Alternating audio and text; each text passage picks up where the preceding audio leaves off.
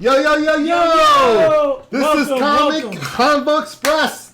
I'm your host, the Marvel fanboy himself, Pedro, with my partner in crime, T-Money Tom. Hey, what's up? How you doing? We are live on twitch.tv/PevGamer, but you can check us out on YouTube, our YouTube channel, and hit the notification bell so you don't miss any of the action. Just hit the like and subscribe. We are live over in Daily Bugle / Daily Planet, because it's a little bit of an amalgam. By the way, that's the word of the day, amalgam. Every time we say it, we're going to make our fans get a jug, a little sip. Get a little drink. Why the fuck are you yelling? Oh, we're just pumped up. We're just pumped up by the topic. As you can tell, it's a Marvel vs. DC event. Pev Gamer, take the mic away and explain what's going on. Gladly, with that shit going on. Oh my god. I didn't tell him to yell like that, so I don't know what to tell you. Welcome back, guys. This is episode 2 of Comic Convo Express. As normal, this is hosted over on twitch.tv/PevGamer, but you can see them on their new YouTube channel, youtube.com/Comic Convo Express. Make sure you guys go over there, hit the sub button and the notification bell. You'll be notified when our episodes go up on there. Or, again, check us live, twitch.tv/PevGamer. All right, guys, I know both of you are extremely excited to get into this. Oh, yes, we are. Yeah? So, that being said, I'm going to open up our itinerary. We're going to go through it together, and we'll be just good. Are you both ready? Yeah. Yeah, brother. We ready? We're ready. All right. Crossover event begins. Fantastic. Okay, so this episode is going to be Marvel versus DC Comics. Each of you are going to end up taking a side and defending each other's points. And check out all of our cool merchandise and setup that we've got going on. What you both having a stroke over there? We're representing. You're representing? All right, guys. First question on our itinerary is take your stance. Who's defending Marvel? Who's defending DC? Well, I'm the Marvel fanboys. I'll defend Marvel, but I'll do the DC, I guess. yeah, we can do that. Let's right? rock. Let's rock it. So, who wins in the battle? Well, I'll just run through some heavy hitters. Basically, I want to touch on both sides, even though he's gonna probably elaborate on the Marvel side. Of course. DC, I'm looking at the Presence, Lucifer. You're looking at Michael. Then you got the Spectre, Dr. Manhattan. You're looking at the Anti-Monitor and Darkseid. Then over in the Marvel side, you got the Beyonder, the One Above All. Then you got the Molecule Man, Franklin Richards. Then you got Scarlet Witch, Doctor Doom. Who would win?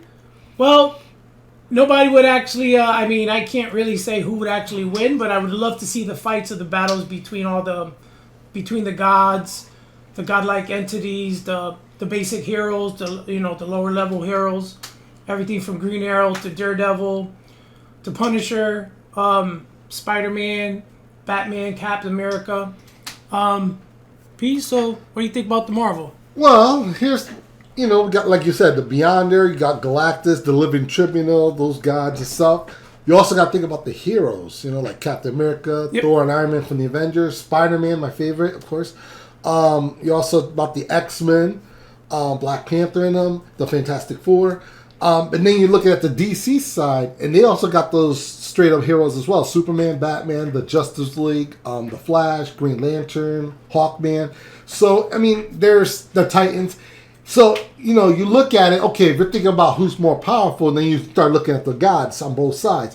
But if you're thinking about what us fanboys really want to see, it's the heroes versus heroes. It's the street level. The street level guys. Or even like the mega superpower heroes, you know what I mean? Or cosmic beings, yeah. And, about 3 decades ago, we had Marvel versus DC, if you remember that. So I don't want you to go too far into that because that's actually a lot of what our itinerary is going to be based on today. But I just want to confirm, too, just as to make sure there's clarity in this, we're not necessarily saying who wins Marvel or DC based on power. This can be attributed into much different ways. Who has the better storylines, who has the better street level heroes, who is the most powerful, who would win in a fight, who's your top fives. This doesn't define anything. And before anyone gets butthurt in the comments section, which we do encourage you guys to tell us your opinion in our comment sections or even in our live chat. But this is all our opinions. We have two extremely well-tendered comic book experts in front of you. So take what they say with a grain of salt. But, to that same point, they probably know more than you. Just going to say it. Or at least more than the average person.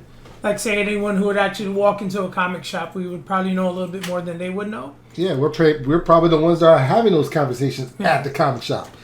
But as far as I know, if you get both story-wise, if you read a book in Marvel or read a book at DC, if it's a good story, we're the winners.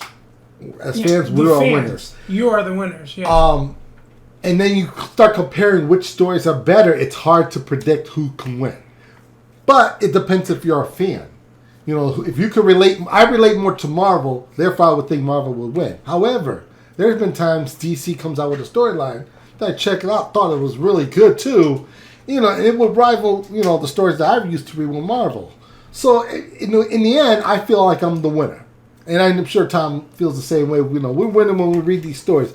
But we do have that imagination. And I think that's based off the question we originally was asked. Yep. Who would win between Marvel and DC? Because we would like to see Marvel and DC interact and see who would win in a battle straight up.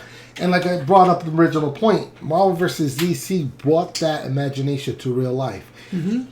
They threw us a couple of curveballs, like us voting for the winner of the Outcast, and they were prepared to draw up the script, draw the pages, and I'm sure there's somewhere where Lobo actually beat Wolverine. There actually, on that point, there actually is on the Amagon. Mm-hmm. On that Amagon, we'll touch on that on one of our segments, where it had on the back of the comic that you would actually vote who would win. Of course, it was a popularity contest, who would win, and you would put your vote in. We'll talk about that later. I want to really touch about that, and we'll talk about that. And it was real sensitive, but I'm sure fans felt like, they had the power to make that book really. They made it work. Yeah, like I said, at the end, whoever wins, it's you guys who win. Because like I said, P said, it's your imagination, or the comic fanboy. It's your imagination. That's exactly what it is. Who would win, who would fight in a battle. But, it's all good, and it's all good for us, basically, at the end of the day. Agree. All right, gentlemen. So that being said, that actually perfectly segues us into our second segment, now that we know who's defending what. We're going to get right into it with top 5. So this will be your top 5 crossover events that is not limited to just the Marvel titles publishing or DC publishing. It will be Marvel's publish, DC publish, or the Omnigon joint comic book run. So, Tommy, I'm going to let you start this one off, and then we'll go from there. All right, guys. I got a little list here that I put together. You're looking at no true order anyway. You got Superman vs. Spider-Man, came out in 1976, which was actually a magazine size, and it had Spider-Man, Superman teaming up to fight against I believe it was the Green Goblin and Lex Luthor, I believe, and then Justice League, was it Doc Ock? Okay, I'm sorry, it was Doc Ock. Justice League and the Avengers. 2003, 2004 came out. Then you got Batman versus Captain America, which was a John Byrne one-shot in 1996. Good props. Then you got the Marvel DC, which was a battle versus Marvel and DC, and then it broke off to Amagon. And we'll talk about Amagon. So, P, do you have your top 5? Yes, I do. It's similar to yours, of course. I put Amazing Spider-Man and Superman at 5. Because it's a classic. It's the best one. It was the first one ever to be made. Yeah. And Jerry Conway, Ross Andrew, perfect. Oh, yeah. Classic. They gave props. These next two, I put them because there was 2 sets of books that came out. Okay. Number 4 to me was Batman and Daredevil, and there was 2 sets. One done, The King of New York, with Alan Grant and Eduardo Barreto. Yes. And the other one was Eye for an Eye, which was done by D.G. Chester and Scott McDaniel. Those guys were really good on that. And it was one of my favorite dark, the street level fights, and I loved it. And loved to see the interaction between Daredevil and Batman. And 3, which is also a similar situation, was Batman Superman. Spider-Man. Yeah. Sorry about that. So Batman, Spider-Man. I guess it counts under the crossover. It's a crossover based on DC. But the Batman Spider-Man was done by J.M. DeMatteis and our boy Mark Bagley. And then they had another run with J.M. DeMatteis writing again with Graham Nolan. And, both artwork was phenomenal, and I love both crossovers between Batman and Spider-Man, two of my favorites from both sides. And then 2, Marvel vs. DC. We just discussed that. I thought it was really good. Peter David, Ron Mars, Dan Jurgen, Claudio Castellini, they were the creators on the book.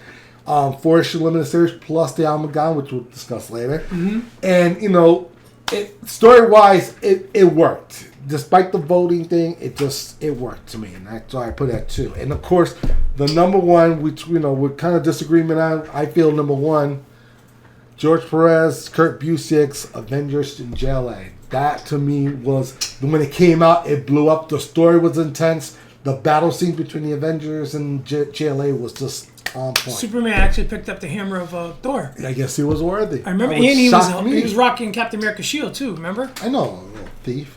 But anyway, sorry, Mr. Boy Scout Superman. I know, but stealing everything from Marvel. That showed us that he wanted to be part of Marvel. But it was good to see interaction between Captain America and Batman and everybody on that team. So I think that was my number 1 crossover events. And I always believe they should have been more over the years, and there was. But those were my favorite. A Batman and there Punisher? was a Batman Punisher 2-parter. And then there was a Spider-Man Batman. Yes. That's the one that was on my third list. There was also the Captain America Batman Elseworld storyline by John Byrne. That was also pretty good. And honorable mention, Spawn and Batman, Frank Miller. Frank Miller, that's right. Frank Miller and Tom McFarlane. And then Spawn they also in did DC. a Spawn Batman too. Yes. Recently came out. Recently re-released, yes. Yep. So I'm just going to put it out there for anybody who is curious. Yes, we will be doing some segments involving Image Comics for the future. We just for clarification and transparency purposes, we are keeping season 1 and the opening to season 2 as strictly Marvel and DC. Again, here and there we are going to mention Image Comics or even Dark Horse. But as of right now, if we're mentioning it, it's little nuggets to all you Invincible fans who just found out about that series like 10 minutes ago. That was a good series too. But there's also the Silver Surfer Superman, Ron Mars and Ron Lim. Ron Lim, give me props on that. Green Lantern and Silver Surfer. Green Lantern Surfer, exactly. It's another good one. That one, I'm trying to remember who they were. It was Ron Lim. It was it wasn't the original Hal Jordan or any other Green Lanterns. It was the third one, Kyle Gardner. Kyle Rayner. Kyle Rayner. Oh, okay. Yes. Good correction on that one. And also Superman the Hulk, done by Steve Rude. That was another good one. That was artistic style was phenomenal, so I give him props on that. And these crossover events in the Almagons, there was so many. They did 2 years worth of Almagons.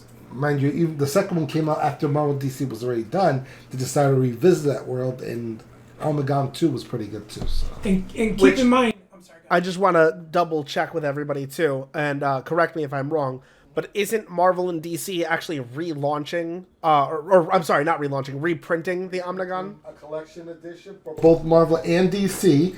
The first one, I think I'm not sure who's shooting it, Marvel or DC, but the first one is going to be all the crossovers event that we just discussed that leads to Marvel versus DC.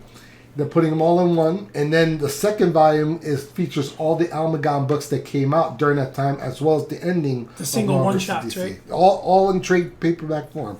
The DC version one, I'm not sure about the Marvel one, but the DC version, Jim Lee, legendary artist Jim Lee, is doing the cover to it. So be on the lookout for that.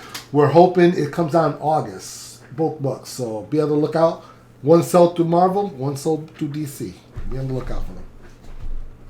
All right, so I'm going to use this to segue into what you both clearly want to talk to about a lot. It's not on your itinerary. I figured that this would be more of a shocker for both of you. So let's talk about the Omnigon verse, right? Is that what it's called? Omnigon? Okay, cool. So I want you both to pick your top 3 stories out of that whole lineup. So I don't care what order you guys want to put it in, but I want at minimum your top 3. So go ahead. Take it off, Phaedra.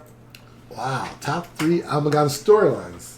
Okay, so mind you, this is right in the middle of Marvel vs. DC, where both universes merged to one.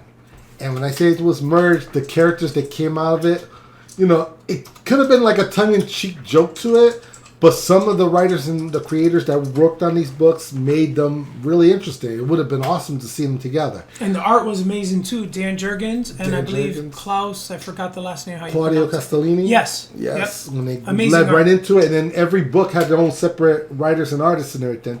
One that I really enjoyed the most was Dark Claw, The Legends of Dark Claw. To me, like Batman merged with Wolverine. Two of the iconic... Speaking of that, do you want to tell them which version of that book that you have, alternate cover-wise? Which is the one that you have? The one... Legends of Dark Claw. You also have the alternate cover where it's drawn in the Batman animated series cover. No, actually, that was the second volume of Almagan. Like I said, okay. Sorry for the correction, but here's what happened. Pat Broderick, I believe, during the middle of Marvel vs. DC, I think it was issue 2 or 3, after the battles were done, Almagan was formed. And it came out, I don't know if it was 9 issues, 10 issues of the original. And then after it was done, it was all one-shots.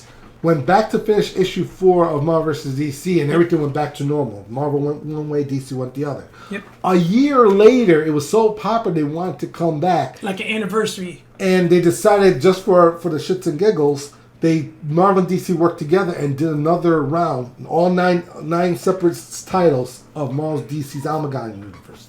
So Dark Claw ended up returning, and it was drawn different. It was drawn by... It was almost like the... Pat Broderick. It was drawn almost like the animated Batman animated series, where that introduced Harley Quinn. Issue 12, Harley Quinn. Yep. It's almost drawn like that cartoonish style, but anime in a book form. Yeah, it was in book form. And, it was both successful. And during that time when all those issues was coming out, they also brought back All Access. Access was the only person that was allowed to live between Marvel and DC. And not only that, Yes. to your point, he's an actual character created by Marvel and DC specifically for this. And he was the gentleman, we'll talk about it eventually more. He was the person that stood between both realities. And he kept them in check, both realities. Yeah. He was created specifically for this series. And of course it would explain why we don't see him as much, because in order for him to be written as a story, Marvel and DC has to work together just to follow up on how he's doing. Yeah, and boy, did he have a 90s cheesy costume. Oh, yeah. He could have been a regular person in a futuristic outfit. Yeah, he's like a low-budget Power Ranger. He was, he was. It was really bad. Go Power Ranger. It was really bad, man. But it was pretty cool. He had 4-issue limited series during that run. Yep. And then he had another series that was I think it was another 4 issues a couple of years later. It was 97. And then after that, they never went back and touched it again. Yeah, they never touched it. But Dark Claw was one of my favorites. Super Soldier was another cool one. That was Captain America and Superman. So you think of their origin together. Makes you think about that. And I also like the one they did a Lobo Duck. I believe it was Howard the Duck. Lobo Duck! And Lobo, they merged together, and he was just one bastard that totally kicked some butt. It was pretty cool. I like that one. And then they did that one. They did Iron Man Green Lantern. I think it was called Iron Lantern. Iron Lantern. Amazing. Then they did like a couple crossovers. They did the X-Men and Justice League. Remember they merged? They were called X Patrol or something? X-Patrol. Or JLX. Or JLX. There was both of them. Yes, they did. One was merged with X-Force and another team. Yep. And then the X-Men one was merged with the Justice League, and it was called JLX. Yes, and I liked that. Magneto also had a team, the Metallic Men. Yes, I remember that. And obviously, and then it was Amazon, which was Storm and Wonder Woman. Yep, they merged together. Yeah, John Byrne did that actually. It was. I liked it. Inked by Terry Austin, legendary inker. Of course, that legendary inker. And I mean, it was a lot of books. It came out in 2 separate ways within 2 years. All one shot. So, it left you at a cliffhanger, but obviously, there was never going to be a number 2 on any of these books. Because after Marvel and DC finished their crossover, went separate ways, it stands to the test of time. And, you see these, you just look for the creators who worked on these books and hopefully get an autograph on them and talk about these books. And I still remember going into the comic shop in the 90s and seeing all these on the shelf, and I'm like, what the hell is this? This is amazing. It's a breath of fresh air. It was. And it was something new and it was something different. And of course, if you were a fan, you practically brought them all. That's true. All right. So, speaking of breath of fresh air, I apologize. I'm going to move us to I'm our... mad at you, my friend. I'm mad at you. Sponsors brought by KFC. So, segment... Well, I guess technically now it's 3 since we did this already. We're going to move right to segment 3. So, this is going to be a rapid fire. So, you both are going to be attacked by Thanos and Darkseid working together. Oh, no. Wow. Call 911. Not those guys. Who are those guys? You're going to pick 2 DC heroes or villains and 2 Marvel villains or heroes to defend you. Who is your team of 4? Pedro, go first. Oh, he said 4. 4. Okay. Wow. 2 DC, 2 DC and 2 Marvel working together to take on Thanos. and Darkseid. Well, first person I would like to call would be the Marvel executives and the I like DC executives wondering why would you put Thanos and Darkseid together? Don't call him Collect. Exactly. Don't Don't want to call him. Don't call him Kevin Collect. Feige, he can save you. I know, Kevin Feige. He's the guy I'm calling. I'm calling Kevin Feige. And James Gunn, put them together. I'm calling Gunn. Okay, let's be realistic. I had a list of possibilities, so we'll stick to the Marvel 2. I ran out with 5 names for some unknown reason, and I can't decide which 2. But Dude, definitely, I wrote the itinerary for I you. know you did, but hear me out. My first one that I would definitely. How long ago was prep? About a week ago. Well, hear me out when I explain this to you. Hear me out when I explain. Oh, jeez. My number 1 person I definitely want on this team to take out Thanos and Darkseid is the Beyonder, but that's kind of cheating. So I put him on my list, but I'm gonna say okay, in case you all think that it's too powerful. He's up there as a god. Yeah, he would take them all, both on and be over. But if I want this to be like a 4-issue limited series, then I'm gonna throw this at you. From Marvel side, I'm gonna throw in the mighty Thor, the God of Thunder himself, because he could go toe to toe with Thanos. Power. I mean, Thanos would probably give him a beat in the narrative, but come on now, he's a god. And then tag him up with the Silver Surfer, Coward Cosmic. Now, one-on-one with Thanos, you could say they're evenly matched. You throw those 2 together against Thanos, Thanos will be rocked. What about Darkseid, though? So, yeah, Darkseid throws a whole new image, and that's when you say go into the DC side. Now, the DC side, again, just like the Beyonder, I thought of one person to help Beyonder kick their ass, and it would be the Anti-Monitor. Yes. But, again, you're talking about a being like the Beyonder and Anti-Monitor is too much for just... Then it'll be done in half an issue. So there's no point in reading that issue. So I want pages. a 4-issue limit series. Yeah, I want a 4-issue limit. Let that You want a stuff fight. battle royal, Pete. Exactly. That's what you want. That's why I said Thor and Silver Surfer. And DC side, I threw in 2 of the toughest. Superman, the Man of Steel, obviously. Oh. He could go toe-to-toe with Darkseid. There you go. And then to help him finish him up, I would throw in Amazo. Because remember, you got heroes and villains. I'm going to throw in Amazo because he can mimic anybody's powers, absorb it, and use it against them. And not only is he powerful, he's amazing. Amazing. Hey, Hey! there you go. So you come together, I mean, and with the Marvel heroes, it'd be a hell of an amalgam fight. All right, Pete. You literally put Amazo in there just to be like cannon fodder. You're like, go get him, and then when he gets crushed, Superman's gonna have to finish it up. God. You gotta be amazed by my DC knowledge. See, I got There some you of go. that. And I'm mad at you, Pete. T. All right, Tommy, take it away. All right. I actually picked a couple on each side. I wasn't going too crazy. I would definitely have the Scarlet Witch because she can alter realities. Her mutant ability of power is amazing, and she's not all there. So I'd rather on my team than help she's me not protect all there, her. but she switched sides. But I would have. Well, you know what? I would convince her if I was. While I'm on that, I would have Doctor Doom, and I would kidnap her kids and be like, listen, if you don't work for me, I'm going to kill your kids. So she has no choice but to work for me. So anyway, I got Doctor Doom. Okay. This guy's a genius, beyond belief, very smart, has all the tech he ever needs. Plus his magical skills. Yep, and I was also thinking about Franklin Richard, Reed Richards' son, who has unlimited power. Now, here's the scenario I was thinking. I thought of this really hard. Now, as Franklin Richard gets older, his power manifests even more and more. So I was thinking Dr. Doom to create some kind of time device, go in the future, grab Franklin when he's the most powerful as he can be, bring him to our time to fight Thanos or to protect me from Thanos. So you got Franklin Richards, Doctor Doom, Scarlet Witch. For the hell of it, I would get the Molecule Man because this guy, I don't know if you remember Secret Wars, P, where he actually really picks up a mountain and he throws it on all the heroes and Hulk ends up grabbing it and it's like he's under 50 million tons, I believe, of brick. So Molecule Man, beautifully. Molecule Man, I would get Scarlet Witch, Doom, and Franklin Richards. They would protect me or help me fight against Thanos. Okay. And now on the DC side, I was going with Dr. Manhattan because this guy is powerful.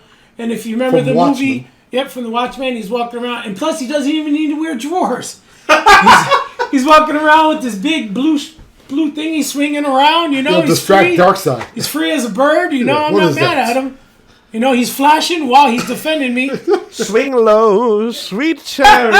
He'll probably confuse that with the anti-life matter equation. Yep. And not only that, to opposite of Dr. Doom, I would get Lex Luthor. Not only is he a smart genius, this guy's got all the technology and everything and all the money at his hands. Interesting choices considering you got two of the cosmic villains put together. Oh. And you're throwing two evil geniuses together to stop them. Yeah, and I got, like I said, I got Dr. Manhattan. That dude's powerful, so he's going to go against Darkseid. And he's smart. And I got the Spectro, too, on DC. This guy has godlike powers, and he is mad powerful. Mad powerful. You might be doing Thanos a favor with the whole death thing. Sometimes Yes. think about that. But you know what? Interesting part of that story was Doctor Doom could go to the future and get Franklin Richards. I mean, it's just... Couldn't he have, just in the thinking. future, just looked at a newspaper or, an internet section and find out who won between Thanos and Darkseid fighting the heroes we chose? But this is my dream, man. Don't come in my dream, man. This is my scenario. Exactly. These You are really my... just break Tommy's logic in like 2 sentences? Brony, know your role. I'd say, listen, I mean, if you you stop and think about it, if he goes in the future and grabs Franklin Richards when he's at his most powerful and brings him back, there's no way Thanos could even come there. Well, now you're thinking two types of Thanos. Just the Mad Titan or Thanos with the glove. The glove, Now, with the glove, you're talking a whole that changes nother... everything. You're talking a whole nother thing. I'm grabbing the one above all. I'm grabbing the Beyonder? the Living Tribunal. I'm going to convince all these people, listen, Thanos is threatening the world, the universe, multiverse, whatever. I'll grab them all. The Celestials, I'll grab them all. And the gods, I'll grab Galactus, Death, Eternity. I'll grab them all to protect me. Put them all together. But again, the if you remember Infinity Gauntlet, Thanos took it to Galactus and everybody. Froze him as a freaking member up in the sky on his fortress. Froze them all with the Infinity Gauntlet. But like I said, those would be the ones I would choose. And again, it just lets you think. But if you think about it, if he does have the Infinity Gauntlet, all he has to do is snap his finger. Game over. Game over. The Convo Express will be gone. Game over, man. Game over. I just gotta say, I'm surprised nobody picked any of the speedsters from DC to stop Thanos from snapping his fingers. But that's just me, so we're gonna move on. Barry Allen could probably. Yeah, he'd run in there and just take the glove or off go him. back in time every time before he snaps his finger. Go back in time But then him doing the going back in time thing is gonna mess everything up. I don't know. We'll have too many alternate universes. Instead of fixing stuff, the return man, of the Amalgam universe. It's gonna jack That's another everything drink. up. You guys are funny. I'm very surprised nobody even brought that up as an option. So I'm gonna move us on to our next segment. This is still a little bit more of like one of those refresher things for you both. So the question is, where would you rather live, in the Marvel universe or the DC universe? So there's no Omnigon in this. It's one or the other. Tell me which one and why. I'm a big fan of both Marvel and DC. Marvel, I'd probably want to live in New York or the Daily Bugle area. So Daily you want to Bugle's live downtown, in right? Downtown, So you want to live in Manhattan. I'd probably want to live in Marvel because they got pizza in New York, and there's no other pizza better than pizza from New York. Ain't that the truth? You don't know what Gotham pizza tastes like? It tastes like Batman. It It tastes like vengeance. put too many penguins inside their chicken. But I mean, if you stop and think about it, you're both sides that you have. You got your perks, your potentials. For example, in Marvel, you have the possibility of befriending a web slinging hero, Spider-Man. You got a chance to sit back and see all these big battles between good and evil. You could be a mutant in Marvel. You could have superpowers in Marvel. You can have a telekinesis in Marvel. You can even, for example, if you were born with a mutant power, Professor Xavier could be knocking on your door. Hi there, my name is Charles. I need you to come with me. I'm just saying, all these thoughts and possibilities. And then you're looking at DC. You have your groups. What's the chance of you, hooking up with Green Lantern, rocking a freaking Green Lantern ring, or if one day you're on an airplane and you hear a swoosh by your airplane, you look out your window, it's Superman flying down the side of your window. But then I still can't get over the whole hooking up with Green Lantern thing. Like, you have something to tell us, Tom? Pause. Green Lantern, pause. You got to pause when you say hooking up with Green Lantern. That's a nice logo for Green teaming up. Lantern. I'd rather say teaming up, or same thing with Justice League. Imagine just being a part of the group, and they're like, hey, hey, P, we know that you have a gift or whatever skill you have. Come join the Justice League.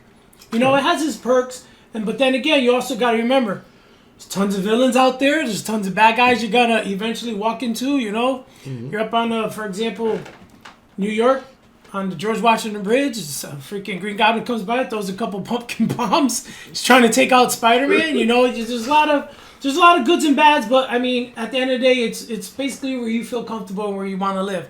Me, I'd probably want to be in a little bit leaning towards more Marvel than DC, but DC, there's great technologies in Metropolis, Gotham. There's a chance to see Batman, even join Batman's crew.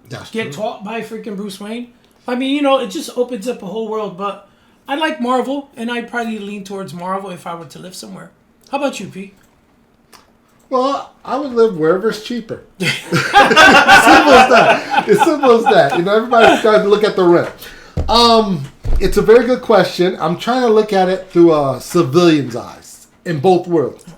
Now, in DC, it's always it's all location. Coastal City, Metropolis, Gotham. Now, Gotham, out of all those places, is supposed to be the ghetto. Even though there's a mansion in the mountains it looks like abandoned next to a bat cave. Sounds like New Haven. But they always say, crime is so bad. They always say that crime's so bad that it needs a Batman. They always say that about Gotham.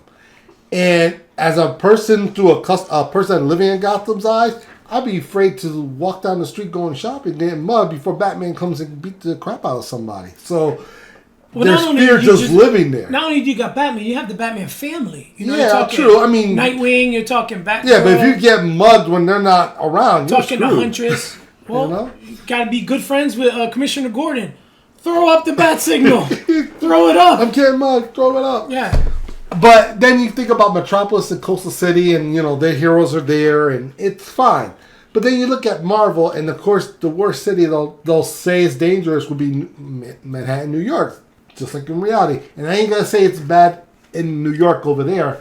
However, in the book, it's portrayed that most crime rate happens there. And at the same time, most comic book heroes are there fighting the crime. So it does make... And it never feels like it's ghettoish. Not like Gotham. No. So it feels like they're doing what they say they're going to do. They're protecting the city. And everybody who lives there, even though they seem not appreciative of Spider-Man saving the day because the Bugle's always trash-talking him, or Daredevil's, they're trying to lock him up because of vigilantism, or Punisher, shooting everybody because they're guilty and no one knows it. But there is a sense of being safe living there. And I think living in Marvel is the safest, most common place to live. And it's more reality. There's no such thing in real life as Gotham City unless you want to call it New York. But see, you can't really say the safest because you've got your evil mutants everywhere. Of course. Then you've got the rogue of Spider-Man's bad guys. Exactly. But at least that one of the heroes is going to show up and fight these villains. Just like in DC. You find Gorilla Grodd showing up, about to attack the city. The Flash or Superman is going to show up and save the day. Yeah. And it happens in both worlds. But at the end of the day, you look at what the damage was done. And you just count your blessings that the hero that protects you. And I think, as a person who's looking at it through their eyes, they feel more comfortable in the Marvel universe. Like the spectator. And they're not thanking the heroes enough. but they still feeling safe. Where in the DC universe, they're going to think of Superman. Oh, thank God we have a Superman. I feel safe. But the moment Superman is gone... Well, you got Supergirl. I mean, you got to think of somebody else. You got there's other heroes. I'm just not saying, only like, heroes, they're villains too. Like Lex Luthor. Sometimes he steps up to the bat and he plays the good guy role. True, but you look at it as what's. I think safer. you got your goods and bads in both. Both, exactly. Yeah. I agree. So there's a winner on both sides, but personally, Marvel. I actually have somebody in chat right now who brought up a really funny point, and it's what I was saying for years. So External said, not gonna lie, I'm not a big fan of DC, but the only DC character I like in all of it is Batman, but my fave from Marvel is Spider-Man. Okay. Who was that? He said Batman. What was his name? External. It's Mr. Sanchez. Mr. Sanchez, I respect you on that. I feel the exact same way. I believe that if Warner Brothers and Disney ever go out of business, Marvel should swoop in, take the rights of Batman, merge them into the Marvel Universe, and be done with it. Well, Mr. Sanchez, I'm not sure if you read many stories in DC, but I'll just touch on one real quick. For example, there was an amazing DC story that came out a while back with Hal Jordan. I forgot the name of the bad guy. He destroyed Coastal City where Green Lantern's family was, his wife, his mother, his father, his dog. And Green Lantern actually used the ring, which you're not supposed to, and he resurrected it. He resurrected all of them. And then the little blue people, the I believe they were called. Guardians. The Guardians, they told him, listen, you can't use this for your own good or for your own use. So he was like, well, to hell to all of you guys, started killing the little blue people. And not only that, they sent every Green Lantern Corp member to take him out. Not only did they take him out, and this image is embedded in my head, issue 48, where Hal Jordan has this evil look on his face, and he has all the rings of the Green Lanterns on his fingers. And if you read this story, it will blow you away. It was issue 48, 49, 50, which led into the new Green Lantern, Kyle Rayner. And the storyline was amazing. He fought his master, Kilowog, killed him, killed all the Green Lanterns, and like I said, just took all the power. And it got to the end where they send Sinestro to try to take him out. Mm-hmm. And not only that, when I tell you this fight is amazing. Shout out to Daryl Banks, Ron Mars who wrote it. There you go. I forgot the inker. And actually, issue 50 was a glow-in-the-dark cover. So not only that, he killed all the Green Lanterns, and this story is amazing. It has everything you ever want in it. Spoiler for you, he fights Sinestro, beats him down to the last page, and he actually snaps his neck, and takes his ring too on top of it. That's an insult to injury. So not only that, he took all the power, took all the rings, and went into the battery source, and came out and became this whole new character, which we'll talk at a later time about on DC. An amazing story. It's called Twilight Saga, I believe. Twilight Saga is what it's called? Yes, I believe. Okay. Twilight. I just want to add on to that, too, for any non-DC readers or fans or anything like that. I'm not gonna lie, Batman's my favorite out of DC too. I'm not a huge fan of DC, but I will say this: one of the best crossover events ever written by DC is Blackest Night. Basically, it happens after, I believe, Crisis on Infinite Earth, where Darkseid has killed Batman or killed Batman. I'm trying to get both hands in there. Killed Batman, and he basically gets resurrected by the Lantern of Death, allegedly, and gives this promise of eternal life to the rest of the Justice League. And Batman's undead mouth unhinges, and the Black Lantern rings infect the DC universe like a zombie plague. So they keep infecting and keep going and going till everybody are Black Knights. One of the best horror films ever. Listen to me. Horror comics ever written. You don't like a film on the books. All right, gentlemen, are you guys ready for our next segment? Yes, we are. Favorite one. All right, fantastic. So, segment, what is this, 6? Because I added one in between. So, yeah. It was supposed to be 5, but then I had that whole thing about so whatever. Who has the better animations, DC or Marvel? Go ahead. P, I'm going to touch on mine. I have pretty much just a couple on both sides. I would go to Marvel. I would say the Spider-Man animated series, which ran from 1994 to 97. Had a few seasons and had a total of 65 episodes. Loved it. I love the Venom that they had on there, all the characters that they had on there. It was just amazing, and that's not. I won't say childhood because I'm a little older. I won't say my age. I'm 50, but I'm a little older. One of my favorite anime series, and then believe it or not, I know they had a few other ones that are in there. They got the Avengers stuff that they did, but I like the What If season that came out on Disney. They have 2 seasons, a total of 18 episodes, which dropped 2021, a few years ago. It dropped. Yeah, 2 years ago. Yeah, it dropped a couple years ago, and on Disney Plus. The great thing about it is the first season, when it ran, they had their individual stories, and it touched on stuff. But at the end, which was cool because it tied all the series together to the last one, which was amazing. Then they did the second series. I liked it, but I think they should have pulled more from the books of the What If stories. Remember like the first season. From the original What If series, like what if Elektra had lived, or what if what if Wolverine killed Hulk? Or same thing with the 89 series. What if Punisher killed Daredevil? What if Captain America had refused to give up the Captain America shield? What if Wolverine was an agent of S.H.I.E.L.D.? Etc., etc. But I think they should have pulled more from... Spider-Man was the Punisher? Yeah. That was kind of cool. Yeah, or what if Venom possessed Punisher? I have that Funko Pop. I was going to put it out, but I was like, I had too much Venom. I agree.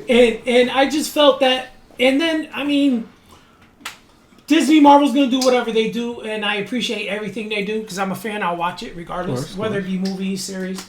But I just feel they should have not went so heavy on Captain Carter. I love the character, one of my favorite, but I just think they just focused heavy on her. Like every other episode. In the first Captain season, Carter. it was fine. Yeah, it was great because you saw her. But they didn't need to do what they did. You've seen her pop up in the multi-universe with Doctor Strange. It was great. You saw her. It was like, wow, Captain Carter on the big screen. Great.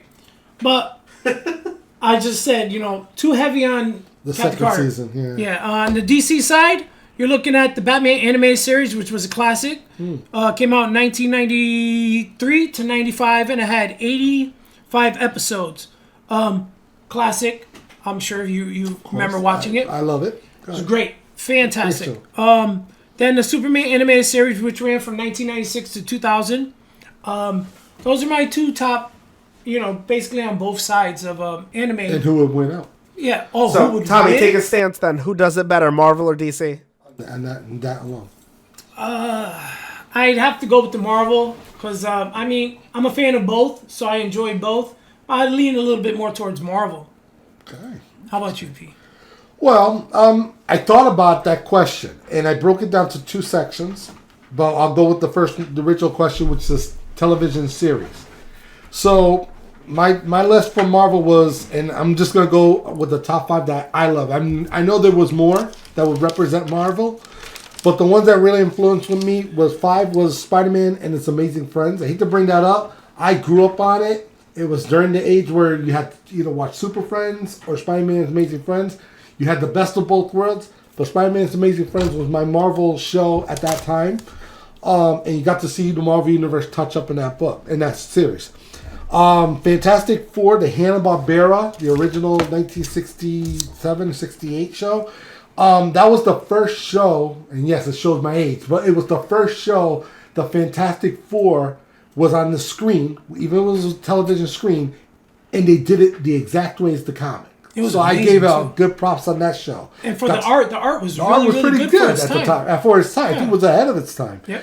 And shout out to Hanna-Barbera, which is now owned by DC and Warner Bros. But back then, they could have been the rival with DC and Marvel. And they had a nice toy line, too. I remember Fantastic Four had a really nice toy line. Yep. Exactly. Same Thunder thing with the Barbarian, the Space Ghost, all those shows.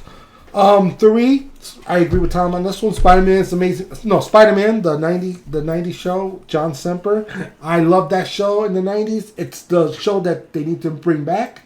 Yeah. We talked about that in the other episode. Bringing back with the What If and stuff. Avengers, Earth's Mightiest Heroes made it to 2. That series, you could criticize the artwork and everything. I thought I had to, every episode I had to go into my collection, look at old Avengers books, because that's the reenactment. It was the closest thing to point blank of the comic book into the animation. That's awesome. And I love that show. That was number 2. And it used to be my number 1. And it still is. But I'm going to put number 1 with... And I'm going to merge these two shows together because technically it is a continuation. X-Men from the 90s. And it went right to X-Men 97. Now, I don't normally criticize a show that's not completely done at this time. But every episode I've seen so far is like an old shit moment. So I'm going to put them together and Don't be spoil like... anything. I'm not going to spoil it. You got to see it. I'll just say this. It is so not the old series. If you watch the new one, so not. It felt like it grew up with us. Oh, and the artwork pretty much stayed the same. Better. They improved on it way better, but so much not what it was. And let me tell you something. If before 97 came out, Avengers Earth Mighty Hero would have been my number 1 choice, but X-Men and X-Men 97 is my number 1 choice. Now, let's go to the flip side. DC. My 5 was the Super Friends, the Challenge of the Super Friends. Again, you had Spider-Man Amazing Friends, and you had Super Friends. Grew up with both of them. Loved Super Friends and introduced me to the DC universe before the Marvel universe. So once I saw Spider-Man Amazing Friends, I switched over, and, I loved them both at that time. And as I grew older, Marvel just took over. That was a great show. It was, right? Mm-hmm. 4 was the 90s Superman's animated series. Brought Superman back into, in the 90s where it was hard to really be a fan of Superman. And then that cartoon series helped boost it up between that and the TV shows that they came out with. 3 was a really great show. Could have been my number 1, was Batman Beyond. Oh, yes, the future Batman. Kevin Conroy is an old Bruce Wayne. Conroy as the old Batman. And they had the next generation Batman. At that time, I'm a huge fan of Spider-Man 2099, and I thought that was the Batman of the 2009 future. And I thought he was, the way they re-envisioned the series was awesome. They made him badass. And it also followed up the show, which is now my number 2, Batman the Animated Series. Another great show. I recommend everybody see the whole series. Even when it goes into the new Batman show, it connects, and it was perfect. Kevin Conroy. The Joker. He was the Batman. Mark Hamill, the Joker. The Joker was badass. He was badass. Put those together. Which, really quick, for those who are, famously watching, on my channel, when Conroy passed away, over on youtube.com/PevGamer, you could watch all the episodes, but I actually ran through all of the Arkham games. So Arkham Asylum, Arkham City, Arkham Origins, and Arkham Knight on its hardest difficulty in remembrance of Kevin Conroy. Definitely go check those out. YouTube.com/PevGamer. All right, guys. I'm sorry. I'm done shamelessly. He deserved it. R.I.P. Kevin Conroy. But it was a great show.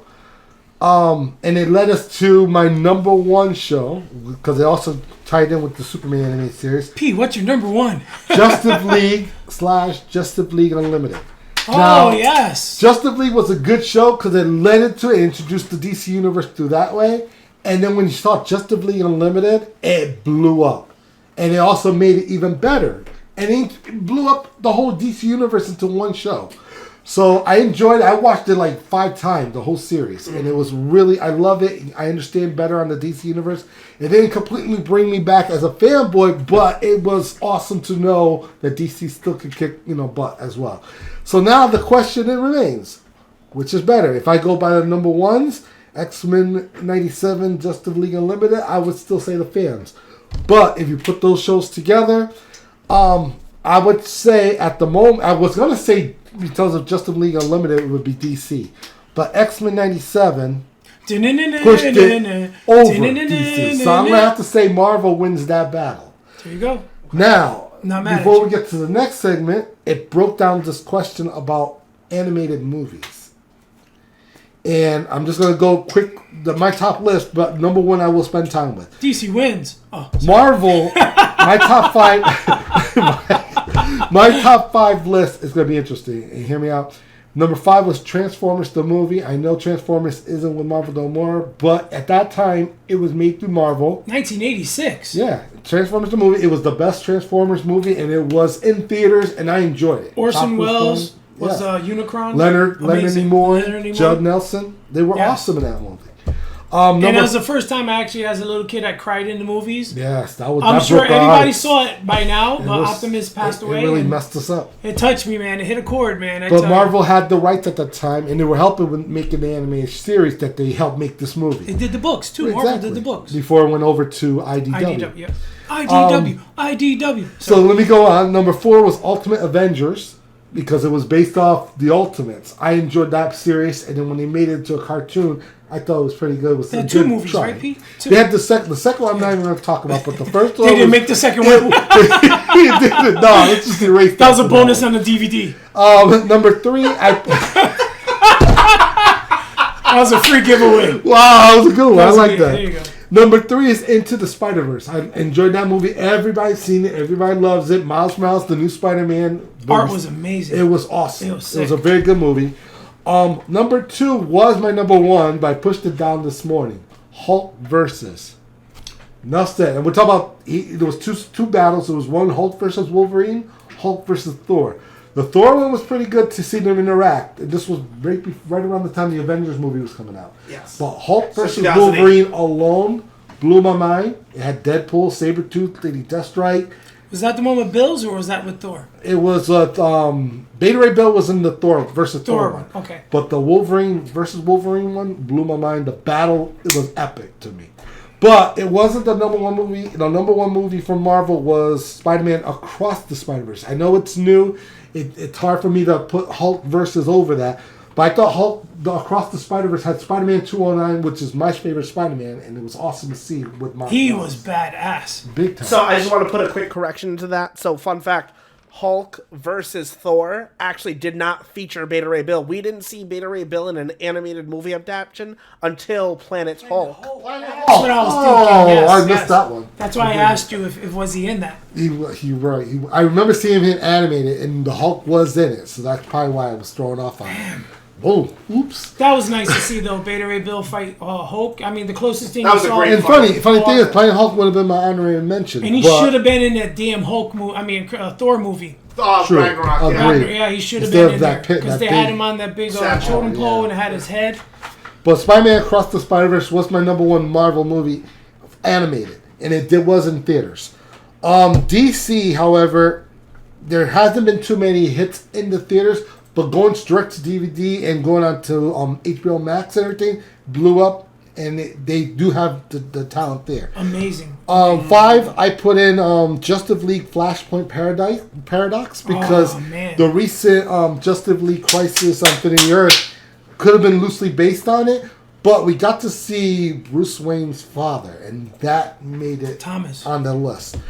Wayne. Thomas Wayne, exactly. 4, I put Batman, Superman, Apocalypse, because as we asked earlier Had about Supergirl, Apocalypse, right? would Yeah. you pick Yeah. Batman and Superman? And it was a straight up fight. It was based on Jeff Loeb's and Ed McGuinness's run, Mm-hmm. and Michael Turner actually. Doom was good too. He was pretty good. I know. Doom was also on my list, but I Yes. took that off for Flashpoint. Okay. Justice League Apocalypse War was my number 3. That was sick. Dude. You one time told me you recommend that movie, and you compared it to Avengers Endgame, and I looked at you Dude, like you're but, crazy. But was it good? I saw it. I agree. Did you appreciate it? Was DC's it was DC's Endgame. Did you to me. appreciate I it? just Yeah, want to put it out appreciate there too. So my father and I, because he wasn't too big into DC, I love those movies, and all those movies from Son of Batman all the way through Justice League Dark Apocalypse War are based on the New 52 comic books. So I did in fact make my father watch all of them with me, and he left and right was like, "What happens next?" What happens next? Had to find the next issue. You were hurt. I was hurting. You were feeding for Give me my Spidey. feed, give me some Batman and I need some Spider-Man. I need some Spider-Man. So it leads me to my 2 and 1, which was number 2, Justice League Injustice. Yes. Oh, Hydrate, boys. Hydrate. Hydrate. But I want to hear what you thought of Injustice. Oh, we'll get to Justice. it was Ready? Salute. injustice. Enjoy. Hey, nice mug. Which, by the way, speaking of, just while they're taking a quick sip, my father watched. I keep saying my father. Pedro is my father, if no one knew that already. But Pedro had watched. Junior? So, Junior? Pedro had seen the Injustice movie before playing the game. I just want to put that out there. Yes. Oh, what? Oh, okay. Yes, I agree with you. It was because I heard about the game, never played it at the time until I saw the movie. Did you appreciate the game more, right? I appreciate the game more hearing about it, and Both then when of I them, saw both it, games. like now I'll watch Pete play it, and it's like, oh god, like it's just like the movie. It's like even better. So the game is better because of it, or the other way around. It doesn't matter. I think both of them stand on its own, and they were both great.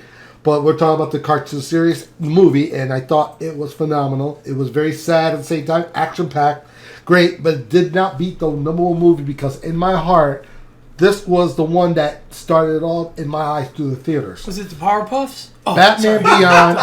Thought you were going to say Powerpuffs, the Batman movie, Beyond, man. The Return of the Joker. Hear me out now. It's not as strong as Injustice and everything, but hear me out. No, but that story. That movie, when it came out, we had many questions about this series, and we always wonder whatever happened to the Joker, and the way it tied into the animated series of Batman into the future, and then threw in the Joker still being around. Mark Hamill, it was phenomenal. It blew my mind being the number one DC animated movie. Now, you take both sides of these movies and find out which was the better animated movie. I'm a Marvel fan, but I am going to lean towards DC. DC had more good artwork, good material for it to be a theater.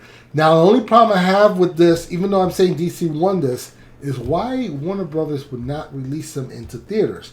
Some of these movies were not released in theaters. They went straight to Max or it went to DVD. I know Return of the Joker did make it to the theaters.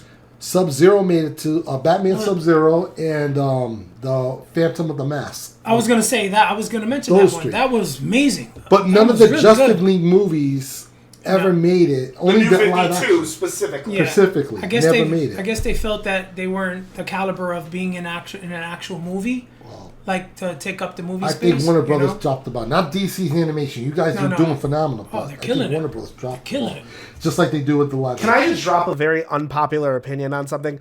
I actually hate the DC animated movies that are coming out that are, I forget the name of the artist from Dark Horse. I loved the New 52 style. So when they ended it with Apocalypse War and then started the new universe with Deathstroke, what was it, Dragons and Dungeons or Dragons and Castles or Kings or whatever, that artwork is horrendous to me. But continue. You said Rob Liefeld what? Oh, sorry. Well, my biggest problem, and Pev knows this, as I was watching the DC movies, I had to see them out of order because I believe every Justice League movie, Batman movie, or We saw them in order. What are I you said talking about? no. I saw them in weird order, but hear me out. Why? I think everybody would agree with me. I saw some of the Justice League movies where the voice actors who played Batman. Oh, I would sit there would be like itching, like what the hell happened to Kevin Conroy? I know he passed away. Some of these movies were done after, some was done before, and that's when they recasted Batman's voice actor before they went back to him. And it would irk me. It would irk me because I couldn't see Batman voiced without Kevin Conroy doing the voice. So when I had to see all the movies first, as long as I saw his name as vocal as Batman, I had to see that movie first. So I ended up being out of order in a lot of the movies. Appreciated him as Batman, and to this day, he is the Batman. And, any other actor, it just didn't fit the bill. Just to touch on what P said, like, for example, what he's talking about, no other actor's voice could fit that character. Same thing with the Joker. Once you see Heath Ledger, man, it's really, really hard to find another Joker that's on that somewhat level that he played. I mean, this guy put his heart and soul into this character.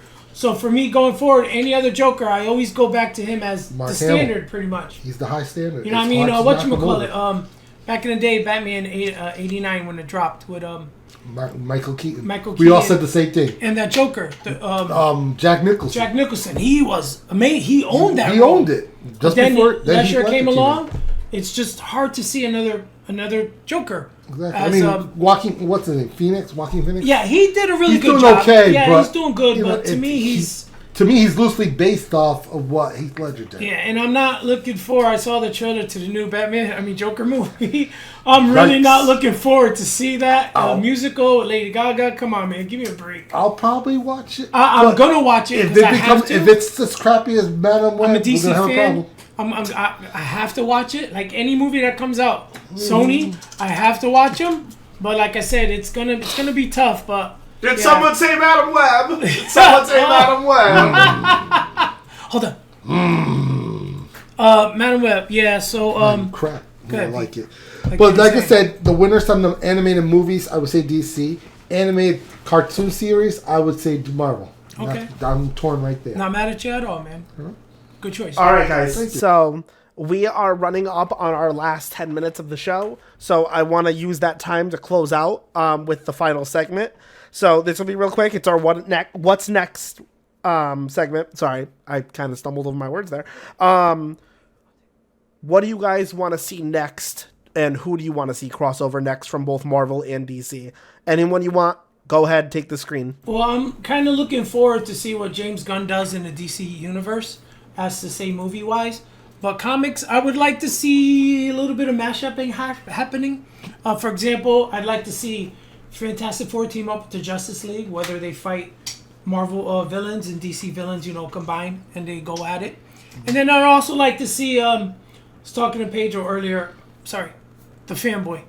I was talking to fanboy earlier, and we were discussing stuff, and I was telling him about I would like to see somewhat of like a what if, like how Marvel does, and then the Elseworlds, what DC does. I'd like to see a little mashup action happen, and I'd like to see the new Fantastic Four, which is Wolverine, Ghost Rider, the Incredible Hulk, and Wolverine, Ghost Rider, Incredible Hulk, and Spider-Man. Spider-Man, yeah. I'd like to see them fight Doomsday, the new Fantastic Four and Doomsday. Like, for example, have Dr. Fate contact Doctor Strange, and somehow they emerge, and Dr. Fate pulls over. He actually tries to get a hold of Reed Richards in Fantastic Four. Of course, they're not there at the moment. If you ever read the stories, Fantastic Four 347, 348, and 349. Yes. Beautiful art by Arthur Adams. Arthur Adams. Another good one. If you ever get a chance, check out that storyline. Artwork is phenomenal. And then have Dr. Fate bring them through and have them go toe-to-toe with Doomsday, because Doomsday kind of handed Justice League their butt. I'd like to see something like that, but I'd like to see a little bit more, somewhat like more crossovers. I mean, Pedro stated earlier that they're going to do an anniversary with the Amagon. Yeah, Amagon, yeah. And I'd like All to reprints. see, yeah, I'd like to see, whether it be a one-shot or something, but I'd like to see, me personally, I love the Fantastic Four, and I'd love to see them cross over with Justice League, or have a Justice League X-Men, something, Of course. in that manner. All right, Peace, what do you think? I'm actually opposite on you on this, because I Okay. feel the less the better. Now, when we had in the 90s, when we had all those crossovers, Say less is all more. yeah, less is more. Let me explain. As we went through our top Wait, five I just earlier- want to confirm. You're Go. saying you want to see less Relax. connections with Hear Marvel me out. and Hear DC? me out. Hear me out. Get 'em. In the 90s, we saw a lot of the crossover events, and they were miraculously delicious to eat. It was awesome to absorb. We got to see the heroes teaming up and everything like that. And then all of a sudden, Marvel vs. DC came out, and it felt a little bit forced. Even though we wanted it, it was forced fed to us because we got to pick the winners. And it gave us stories that, even though they were good to watch, it was like, it wasn't in the hands of the writers. I mean, they wrote it based on what we voted. And personally, if you give them free reign, it will come. Let them have at it. Then they didn't do anything for a while, a short time. It was a short time, but to me it was a while because we wanted more of the Amalgam universe. And then George Perez came out, and he had an idea. They were supposed to. It was so close in the 80s to do a crossover between the Avengers and Justice League, and it never panned out back in the 80s. And they did so many pages, and it actually never He completed. can never complete it. And then Kurt Busiek, who was just as hot in Marvel and DC and in Image and everywhere, Astro City. he comes in and he helps George Perez to put it back out there. And by 2000, this book came out, The Avengers Justice League, and it was his own story. It wasn't us putting a vote who could win between Thor and Superman, Captain America. It was a Aquaman, story. Submariner. Kurt Busiek, good writer, good. Like, he told a very good story that fit this crossover event. George Perez started it, and all of a sudden the artwork was even better as he finished it. And it wasn't force fed. It stood on its own. There was for a while we didn't even have a collected edition, and it recently came out and it sold out really quick that they haven't printed it out again. I believe less is better. It makes you want to look for it more. If you have the original issue, it's worth more. Yes, they look at financially. It's worth more because no one else has it. or it's hard to get. And then, but you appreciate it when it comes out, and it becomes like the biggest rock star to ever come out. Yeah. So with that being said, less is good. However, there is a room. I want more. There is room want for more. what we want. I Yes, want more. we I want more. extra meat on my Subway sandwich. I want more. Now the question is, what would we like to see happen next? Now I said less, but it doesn't mean I still want to see something. So I'm going to throw this idea at you. I only have 2 crossovers that I would like to see within the next 5 years, and it would boggle our minds if it happens. The first one would be Superman teaming up or fighting the Sentry, because the Sentry is Marvel's version of Superman, except a little. He's not all there. He's not all there. He's imperfect. He could be a villain as the Void, but he's a hero as the Sentry. But they have the same powers, and I would like to see Superman, the Mr. Boy Scout, take him on. Another one, and this is the biggest one. I think I've been asking this for years. Never would happen. Batman versus Wolverine.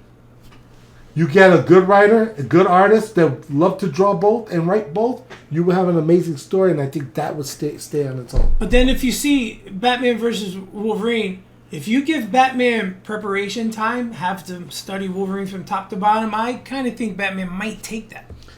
It could be an either fight. Actually, I think Batman will take out half of Marvel if you give him prep. True, but you're talking about Wolverine as Berserker Rage. Hard to predict for even Batman. It doesn't. Batman could pop up in an adamantium suit. I'm just saying. If you could get adamantium from DC, you can't buy that in any store. Oh, Bruce got dough. He's a dough, billionaire. But in DC, they can't make. He has to go to Marvel to buy that stuff, and that's not even hard to find at Marvel. We could talk to Black Panther, get some vibranium. Hey, you know what? But I will take time. I would like to take this time now. To get this man a shield. But I would like to take this time to let you know what Bruce Wayne can buy. If he could go to... Jesus. Chocolate covered If he could go to doobie.gg, he could buy himself some doobies. A 6-pack of doobie. Doobie, yes. He got all types of flavors available, including zero sugar. Hey, Pete, what is it made of? It's made from coffee bean extract. It's part of the 10 ingredients that made it. Zero sugar.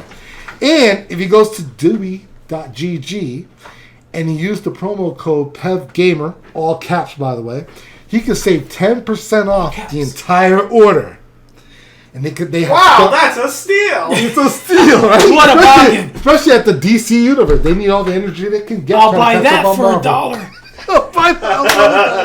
So yeah, pre-order now. You can get a starter kit pack, or you get the powder mix. Ooh. So work on that. Oh, you get your doobie on the go. Get your doobie on. Yes. Get your doobie on the go. Blow it out the ass. We love you, doobie. All right, guys, that was perfect. Great time. Anything you guys want to say before we go? Guys, drop a comment in the bottom of below if you guys want us to see us talk about any subjects or topics. Thank you for spending some time with us. We really appreciate you all out there. If you could drop a like and follow Pev Gamer on Twitch. Check out our YouTube channel, the Facebook, the links. The links in Facebook and our YouTube channel. Please come in, hit the like and subscribe. Yeah, we appreciate you. Thank you guys. We really, like I said, this is just us pretty much having conversation. Friend well over 20 years. Son on sidekick over there in the background. Sidekick. Thank you again for hanging out with us. We appreciate you all, and God bless you, and stay safe. And make mine Marvel and DC. All right, guys. Thank you. Well, thank you all coming for Comic Convo Express. And God bless.